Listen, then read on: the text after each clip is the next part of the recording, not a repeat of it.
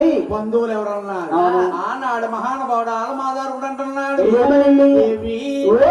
మా యొక్క కొడుకు మన మేన అల్లుళ్ళు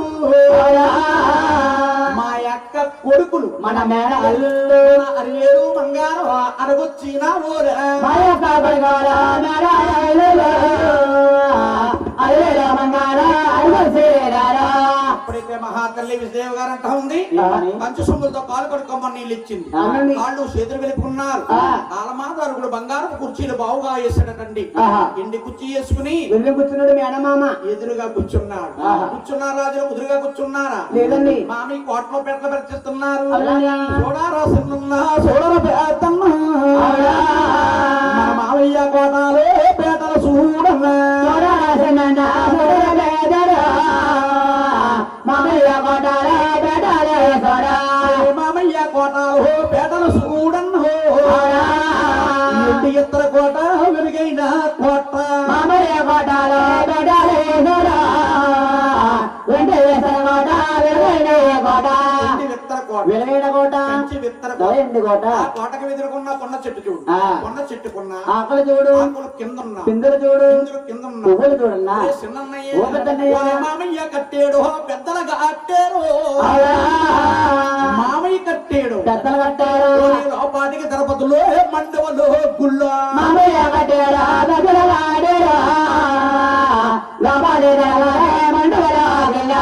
లోపాటికి తిరుపతిలో మండవలో గుళ్ళు నేనైనా తంబాలే మేడల గల్లా పేరు మండవలో మెల్లగ సంబాలు